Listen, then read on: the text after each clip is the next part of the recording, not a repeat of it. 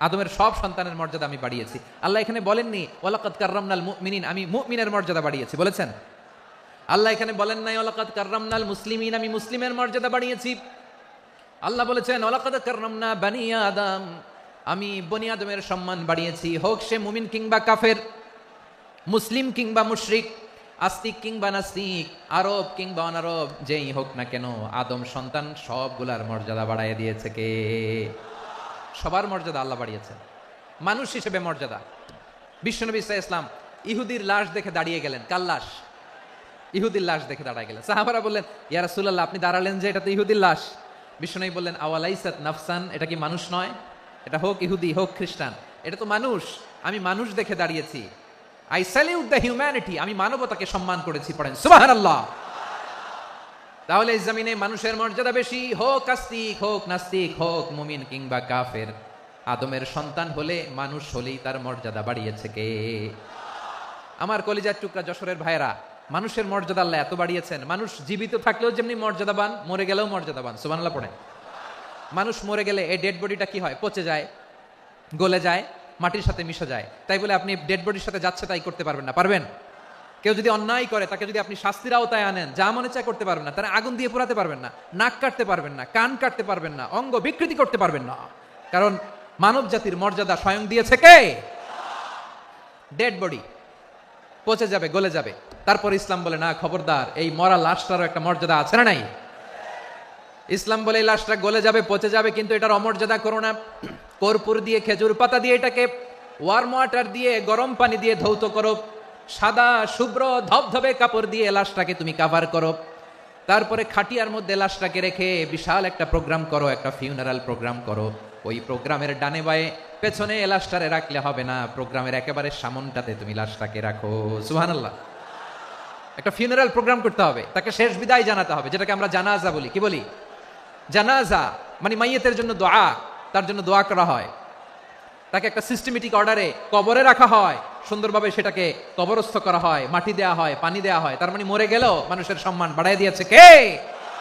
এজন্য আল্লাহ বললেন ওয়ালাকাদ কাররামনা বানি আদম, বনি আদমের সম্মান মর্যাদা আমি আল্লাহ বাড়িয়ে দিয়েছি। মানুষের সম্মানে তুমি কখনো আঘাত করো না, ঠিক কি না? তাহলে ভাই, প্রথম মেসেজ হচ্ছে, the first and foremost message tonight to the people of Jashore. আল্লাহ বলেন I have dignified the status of son of Adam, আমি বনি আদম সবার মর্যাদা বাড়িয়ে দিয়েছি। হোক আস্তিক নাস্তিক, হোক কাফের কিংবা মুশরিক, তার মর্যাদা বাড়াই দিছে কে?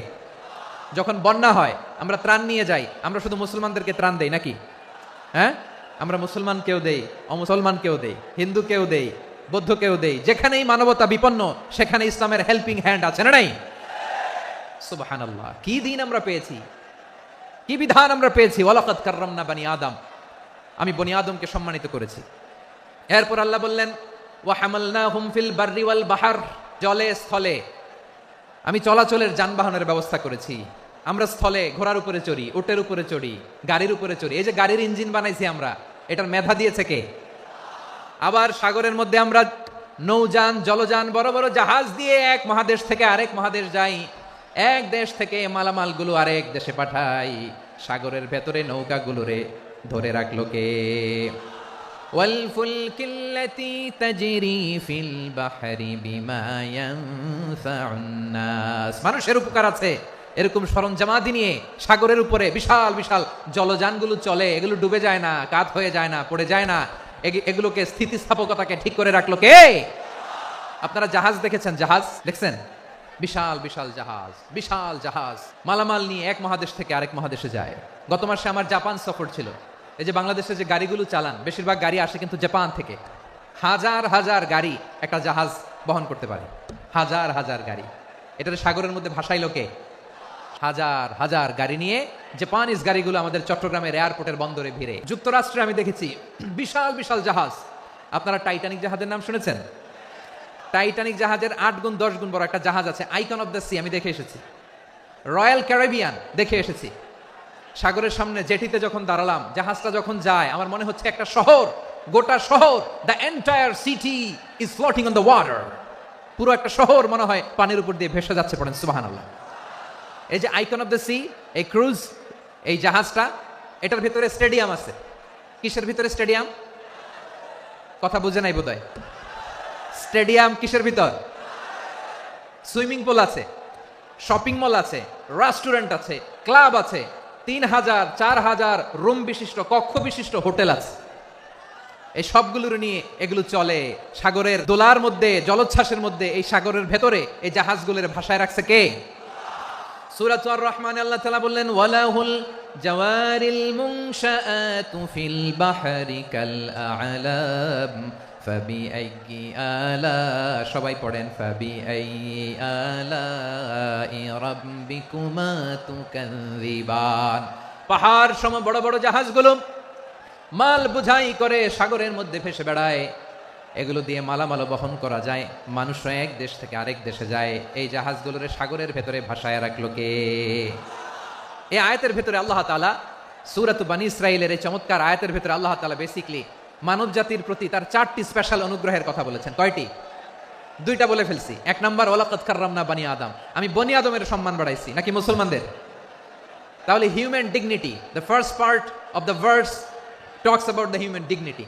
2 নাম্বার অংশ আল্লাহ তাআলা বললেন, ওয়া হামালনাহুম ফিল বাররি ওয়াল বাহর, স্থলে এবং সমুদ্রে আমি তাদের জন্য চলাচলের বাহন দিয়েছি। সুবহানাল্লাহ। তার মানে smooth movement on land and sea, জলে এবং স্থলে যাতে আমরা স্মুথলি মুভ করতে পারি আল্লাহ তাআলা দিয়েছেন। 3 নাম্বার আল্লাহ তাআলা বললেন, ওয়া রাযাকনাহুম মিনাত তাইয়্যিবাত, মানুষের জন্য আমি পবিত্র রিজিকের ব্যবস্থা করেছি। জলে এবং স্থলে যত প্রাণী আছে সবগুলা প্রাণীকে রিজিক দেয় কে? আমাদেরকে রিজিক দেয় কে? সাগরের মাছগুলোকে, বড় বড় তিমি মাছগুলোরে রিজিক দেয় কে?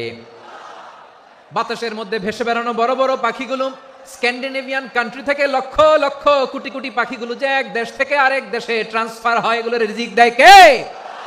রব্বুল আলামিন বলেন, ওয়ামা মিন দাব্বাতিন ফিল আরদি ইল্লা আলাল্লাহি রিজকুহা ওয়া ইয়ালামু মুস্তাকাররাহা ওয়া মুস্তাওদাআহা কুল্লুম ফি কিতাবিম মুবিন। আল্লাহু আকবার।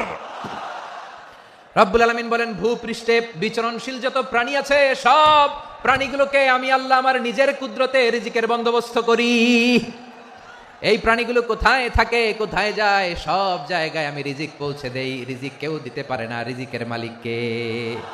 রিজিকের মালিক তিনি আল্লাহ। এজন্য আল্লাহ তাআলা বললেন, ওয়া রাযাকনাহুম মিনাত তাইয়্যিবাত। এরপর আল্লাহ বললেন, ওয়া ফাদ্দালনাহুম আলা কাসীরিম মিম্মান খালাকনা তাফদীলা, আমি যত প্রাণী সৃষ্টি করেছি সকল প্রাণীর মধ্যে মানুষের মর্যাদা, শ্রেষ্ঠত্ব আমি দিয়েছি। সুবহানাল্লাহ পড়েন।